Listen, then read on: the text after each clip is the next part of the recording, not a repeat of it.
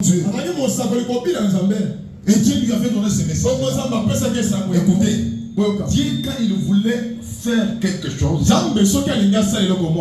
il doit chercher une qualité de l'esprit. Parce que un jour, je vous donnerai aussi des dimanches peut-être. Comment faire pendant m'explique l'esprit d'Élie et le Saint-Esprit. Parce que le Saint-Esprit, c'est l'esprit de Dieu. L'esprit d'Élie aussi, c'est l'esprit de Dieu. Mais cette dimension d'esprit d'Élie, c'est une dimension plus élevée où Dieu l'utilise pour ramener son peuple incrédule directement à lui voir. Est-ce que c'est clair? C'est par là Dieu a appelé cet homme-là. Faites comme ça, faites comme ça. Quand il a fait, il n'y avait pas la pluie. Les temps de sécheresse étaient entrés. Quand la sécheresse est entrée, Dieu a dit, maintenant quitte là-bas. Comme il y a la sécheresse, naturellement, il n'y avait pas à manger. Israël était tombé dans la sécheresse. Et Dieu a dit, je vais ordonner au corbeau de te faire nourrir. Et la Bible dit, le soir, le corbeau apportait à manger à son serviteur. Est-ce que c'est Dieu-là est mort ou il est encore le même Dieu? D'où venait cette nourriture-là que Élie mangeait dans l'état de sa sécheresse? Il n'y avait pas mangé, il n'y avait pas d'eau, il n'y avait pas ni rosée. Mais Élie était nourri. Se cachant dans les torrents de Kérit, les corbeaux lui apportaient. Dans le naturel, Dieu a nourri cet homme-là. Il est toujours le même Dieu. Même dans le possible, Dieu peut t'effrayer un chemin.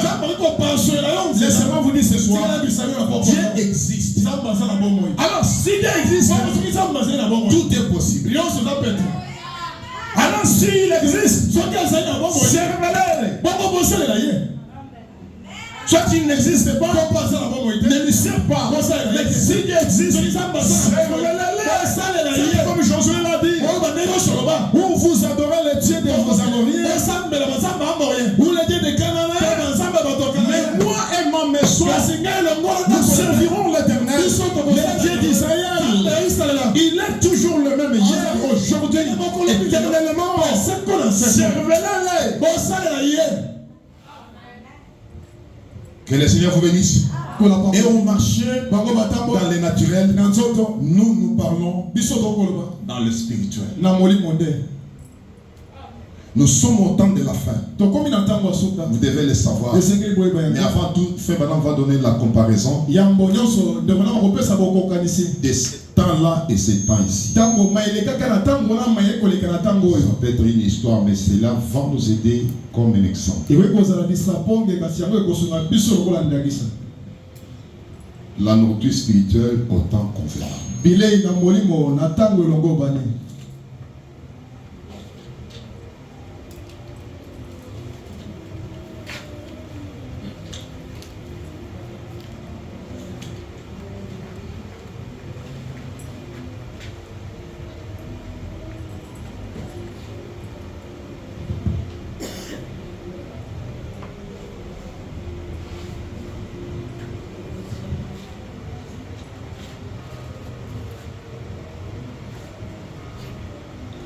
Nous allons lire à partir de 34. 34.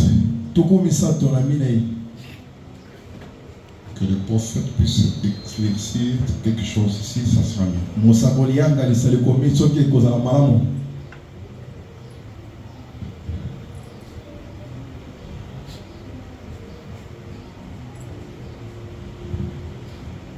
Maintenant, nous allons utiliser ce type pour représenter la sécheresse spirituelle d'aujourd'hui.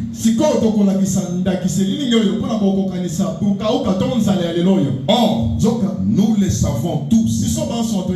Nous en sommes très conscients qu'il y a une grande sécheresse spirituelle dans ces pays aujourd'hui. Amen. Amen. Frère, on parle de la sécheresse spirituelle. Dans ces domaines, on ne parle pas de pain victoire. On parle des manquements de la vraie parole. La vraie parole n'y est plus. Paul l'a dit. Timothée, sache que au dernier jour, au temps de la fin, il y aura la disette, il y aura la sécheresse, d'entendre la vraie parole, la nourriture spirituelle, au temps convenable. Nous sommes quelle saison? Quand vous regardez là-bas,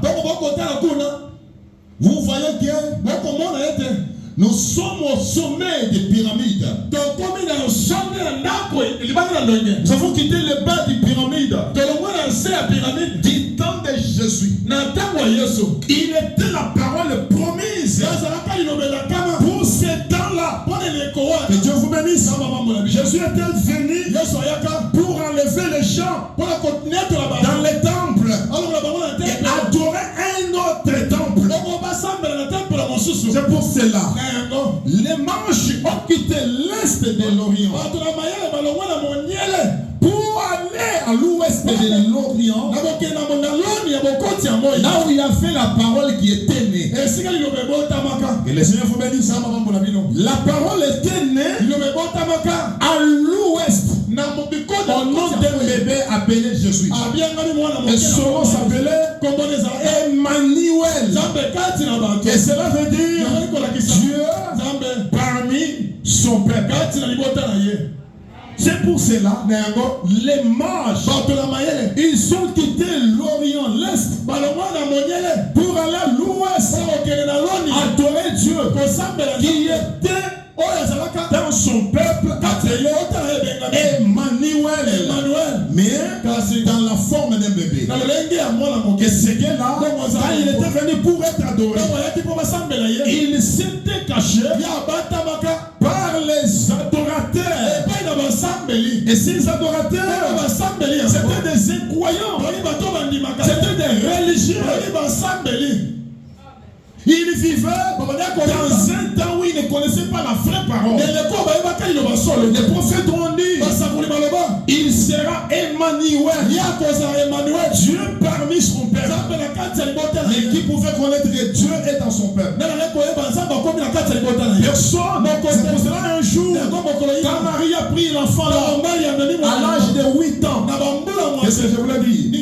6 jours, 8 jours plutôt. Quand l'enfant fait 8 jours, Marie a pris l'enfant et Joseph pour apporter l'enfant qui soit consacré. Comme la coutume juive, le vieux Siméon, qui avait été divinement révélé par le Saint-Esprit, il avait dit que toi, Siméon, tu ne mourras pas jusqu'à tel point que tu verras ton jour. Et tu verras ton Messie. Siméon glorifiait Dieu. Que le Seigneur vous bénisse. Les jours où Jésus est entré, tout le monde voyait comme un bébé ordinaire. Et qui connaissait les secrets de Jésus? C'était Marie et Joseph. Les deux personnes. Et le Saint-Esprit a révélé Siméon. Le Dieu est entré passant les enfants qui étaient en ligne. Comme la Bible le dit, la profondeur appelle la profondeur.